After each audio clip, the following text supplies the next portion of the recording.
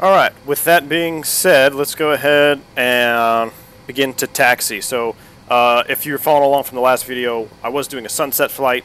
However, since I just did the red-eye back into Phoenix in real life, or I'm sorry, back into Dallas here in real life, I don't want to do another night flight.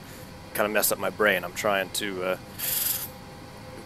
get back on a normal body clock here. So I've actually switched the time now. It's early morning. It's about 7:15 in the morning, and we're going to go ahead and do an early dawn departure out to Phoenix Sky Harbor. Right now we're sitting with the parking brake on.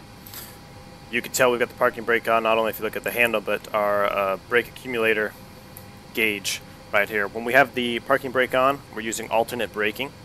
So you can see we have our hydraulic PSI needles show that the brakes have a lot of pressure. It's just required to be in the green. Almost maxed out. So when we go ahead and release the brakes, you can see that that drops back down to 0. And that is a normal indication. What we do is begin our taxi now, and actually once the aircraft starts rolling, we do a brake check. And I'll do that here for you. But brake check, and it would be the first officer's job to respond pressure 0, meaning that the aircraft has now reverted to normal braking law, and we're not using alternate brakes to stop the aircraft.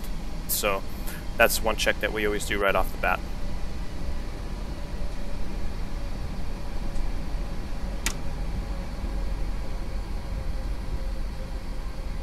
Alright, so we're here in Dallas, Fort Worth. We're going to taxi to runway 35 left. I'm going to try not to pan the camera around too much until I can figure out this OBS stutter situation when I'm recording.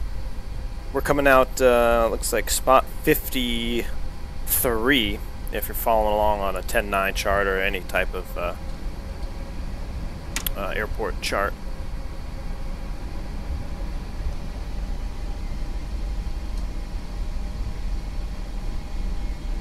Actually, don't know why these lights are on here. That should just be in taxi. Everything else got, oops. Let's see where we're going here.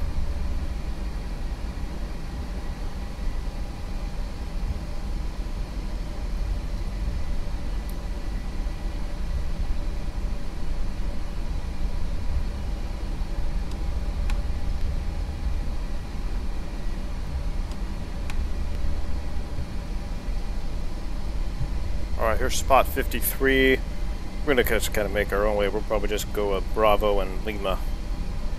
So, not uncommon to cut across the pad here.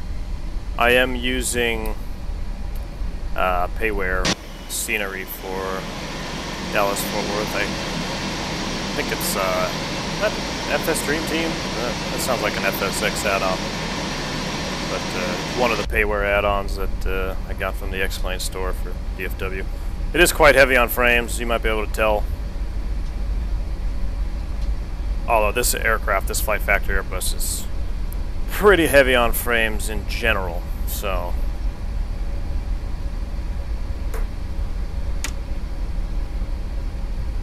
Alright, as we're taxiing to the runway, we're going to do a series of checks. As soon as I straighten out here on the Lima, go ahead and do that.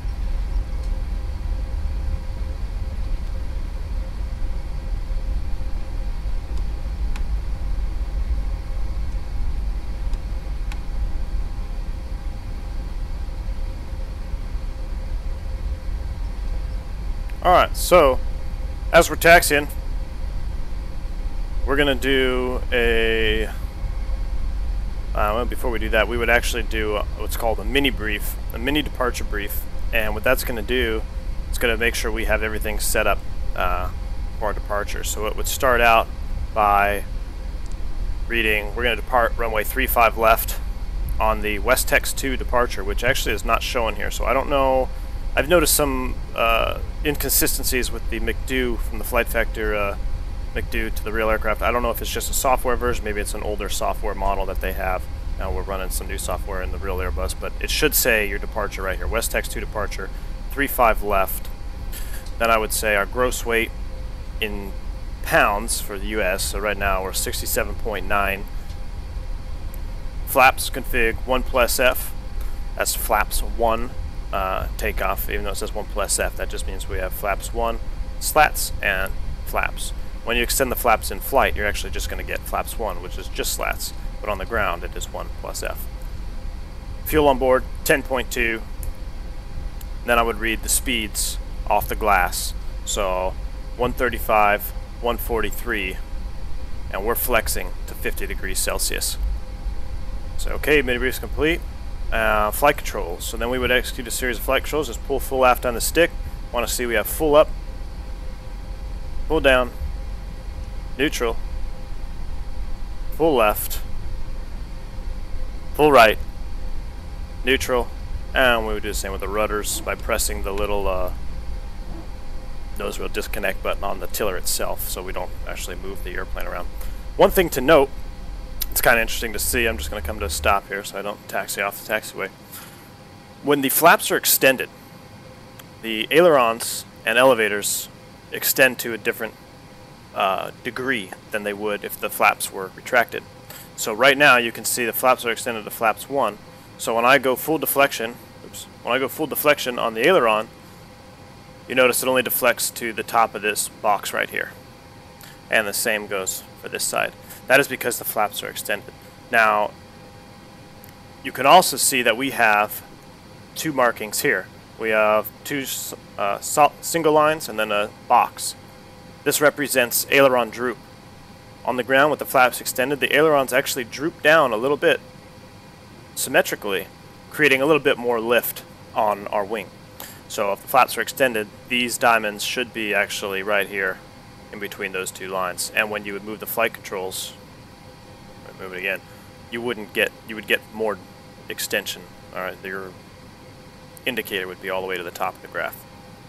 So that's what we're checking when we do our flight control check, and you can see the same here with the elevator.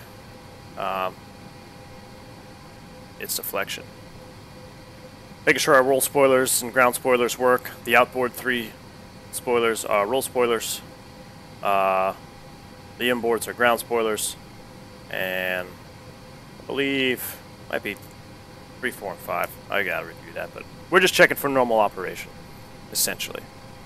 Alright, so then we would run, after we do that, we run a before takeoff flow, and then we run the checklist. So since there's only one pilot here, I'm going to go ahead and get to the runway, and then I'll run both of those.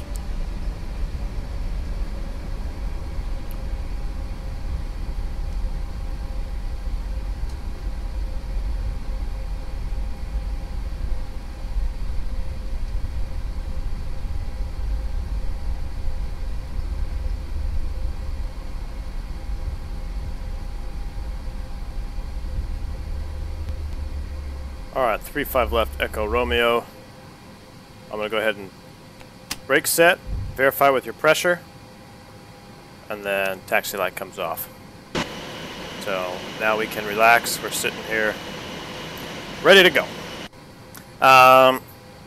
So our before takeoff flow, ardent stutters there, is going to start up here at the brakes.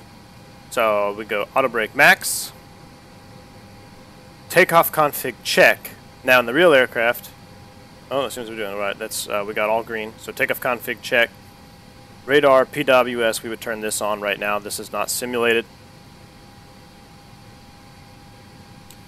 I like to just reset the rudder. We're coming back around here. We will go ahead and turn our transponder now into TARA. And another note about that, I want to see if I can move the camera here without freaking out. When we're taking off, we keep our scan zone on the above. When we're in cruise, we keep it at all. And when we're in a descent, we keep it in below. So since we're taking off, we keep it in above. Before takeoff, TARA. I'd make a PA here, flight attendants prepare for takeoff. And we are good to go. So now we would run the pre-takeoff checklist. So I'm pulling that up here. Gross weight comparison is complete. We're verifying our gross weight on the aircraft and our gross weight to the paperwork. Make sure we're not above max takeoff weight. Pitch trim make sure it is set. So right now we're looking at 28% CG set. Then we would run the speeds V1, VR, V2, and flex. 135, 139, 143, flex 50, set. Then I would repeat those numbers. Flaps, configuration 1+F. Flight instruments, checked. When we're looking at our flight instruments, we're making sure we have, everything looks normal here, as well as one FD2. The Airbus, without getting into too much detail, the auto thrust system relies heavily on the selection of your flight directors. You never want to be flying around with a dash FD2 or, one FD dash. We either want them both on, one FD2, or we want them both off. So flight controls, flight instruments are checked. Flight controls we checked. The ECAM memo, that is takeoff, all green here, all green there. If something was not set, for instance, let's say we forgot to do the spoilers, run the takeoff config. You can see we've got spoilers are blue and we don't have a successful pass. So rearm those, takeoff config. So that is the ECAM memo, takeoff all green. ECAM status, checked. We'd come here, we'd press the status key, make sure we have no abnormals or any items inoperative that we're not aware of. So that looks good. PWS, on and auto, which is not simulated in the Flight Factor bus. TCAS, we have our code set, and it is in TARA. Cabin crew has been advised. We've done our mini brief, that's complete. And now we do the below the line, which is runway. We verify we're taking off runway 35 left. I see 35 left here in the box, and then I see 35 left here on the pavement. Fuel. If you're watching the other video, I bumped up our fuel a little bit. We got 10.2 kilograms on board, and we would check that with our required fuel. So we would say 10 required, 10.2 on board. Engine mode selector. Verify that is in normal. That is in normal. Bleeds and packs. We want to make sure that they are, all set. No white lights here. I always just double check, make sure the cabin pressure is always set to auto or whatever mode it needs to be in for your flight. Okay. So before takeoff check is complete, let's go ahead and line up and take off. I'll release the parking brake. And as we line up on the runway, all these puppies come on. What we do is I like to extend the landing lights. I don't actually turn them on until we get cleared for takeoff. And it's our procedure to put the strobes on. If you put the strobes in auto, they will begin flashing, I believe, at 80 knots going down the runway. But we just turn them on when we take the runway. However, if you're flying at night and you want to be courteous to other pilots, of course, don't blind everybody sitting there holding short of the runway.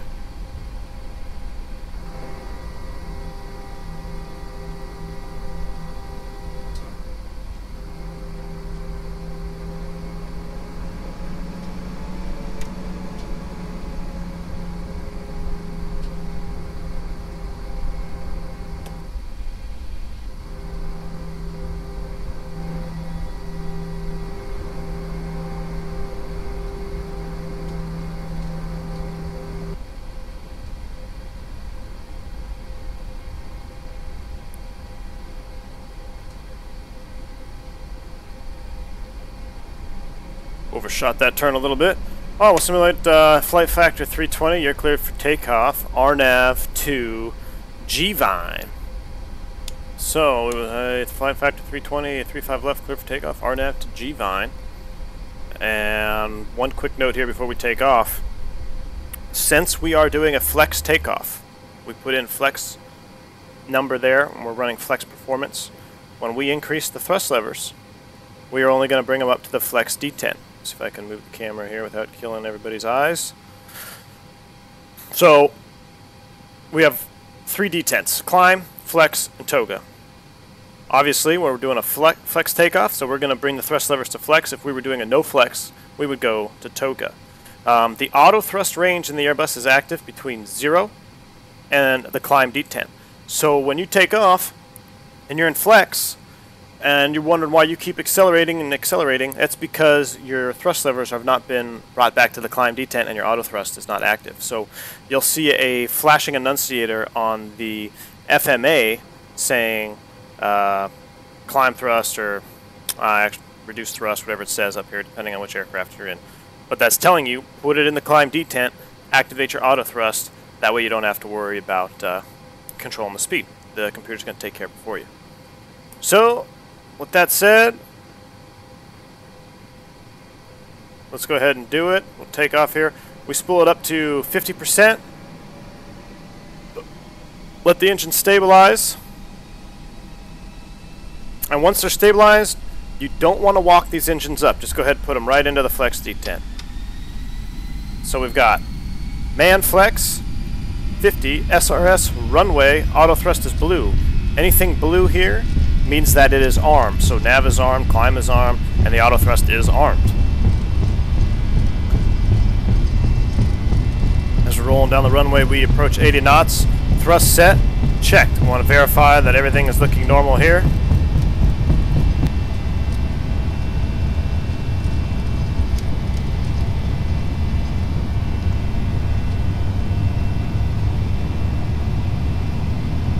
V1, rotate.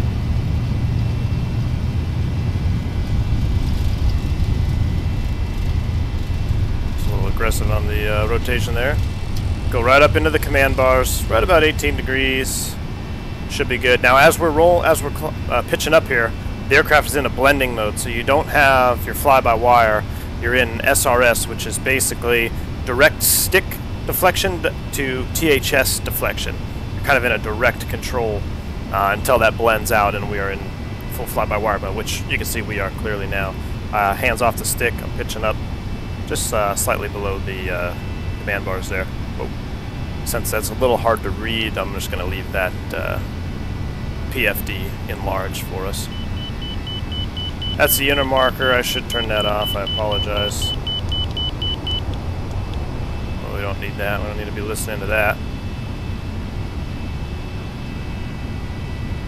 Okay, so we got lever climb. So that means we need to bring the thrust levers into climb. Thrust climb, auto thrust.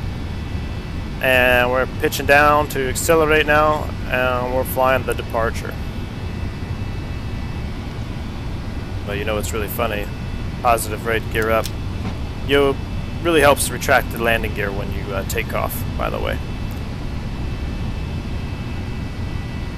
I'm only operating here on 3 hours of sleep, so forgive me. Although I don't find that an excuse to forget to bring up the landing gear. Alright, here comes our flap speed. S speed there. Once we're above that, let's go ahead and flap 0. One thing to note in our procedures, every time we retract the landing gear, that's attached to the speed brake. So gears up, we disarm the speed brake. Same goes when we put the landing gear down, speed brake arm. Landing gear up, speed brake disarm. Every time you touch the landing gear selector, you should be touching the speed brake arm, disarm.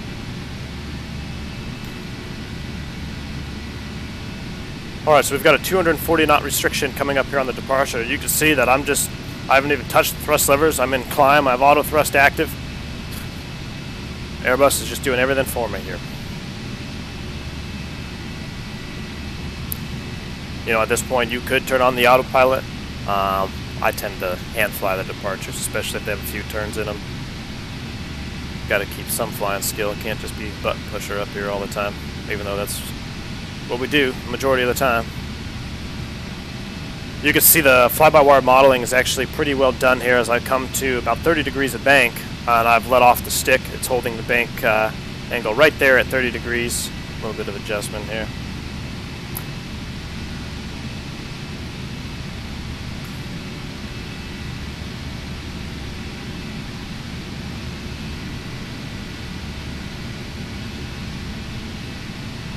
And begin our rollout.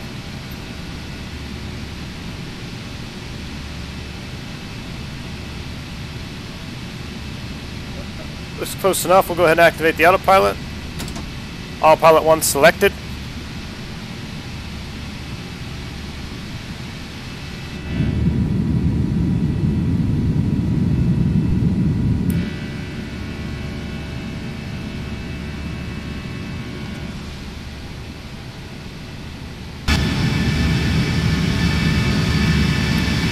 Clear morning here out of Dallas Fort Worth.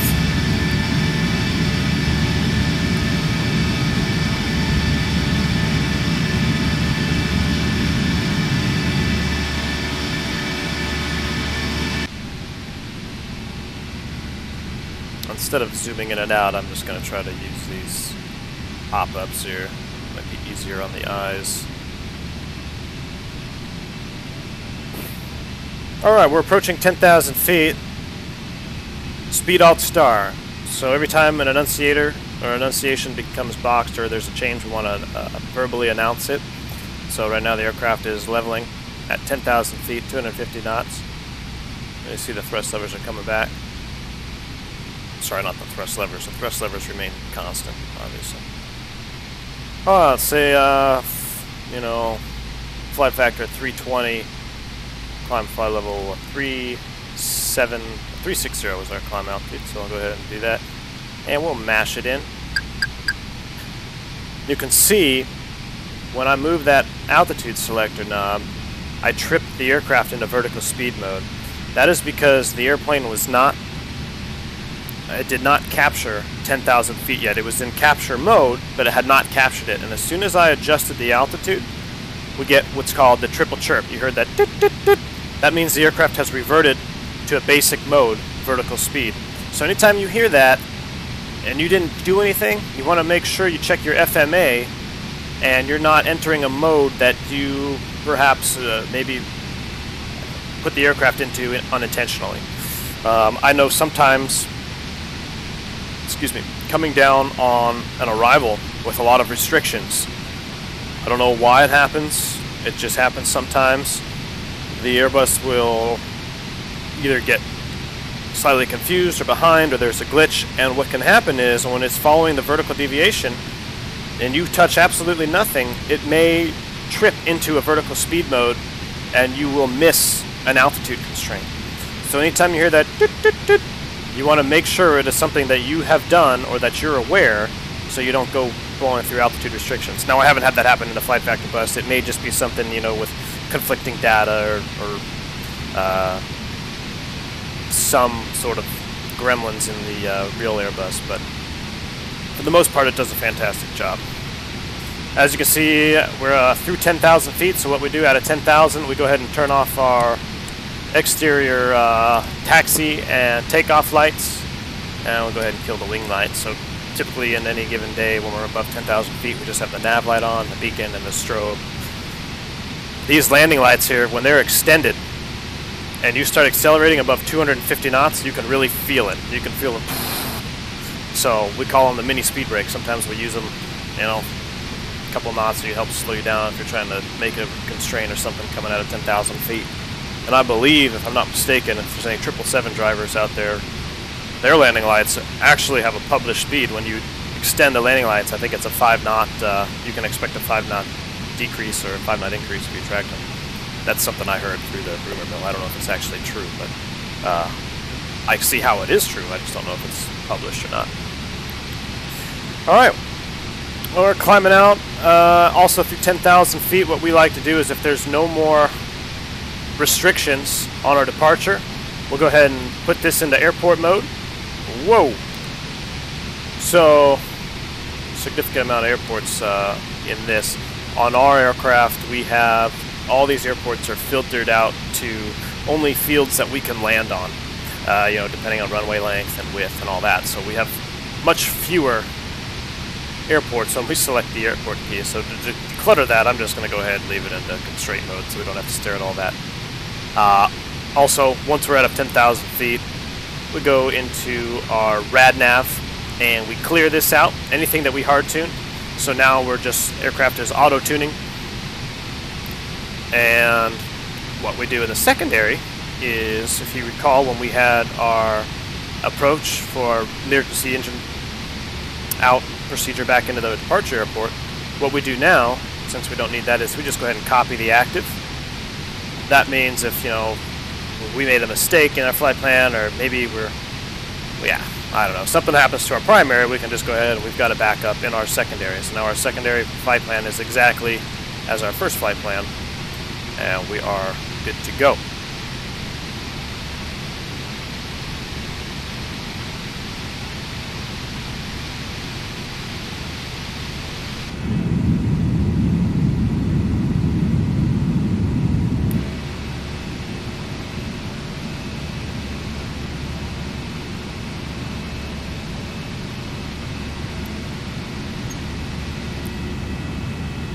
Beautiful morning to be flying. A little windy here, but...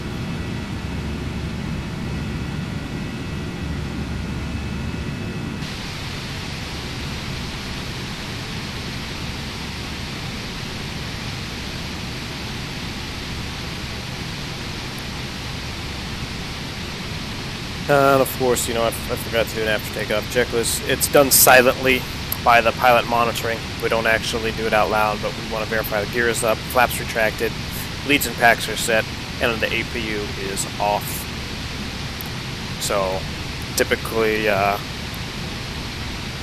when the pilot flying calls for flaps 0, the next words out of his mouth are after takeoff checklist. So flap 0, after takeoff check.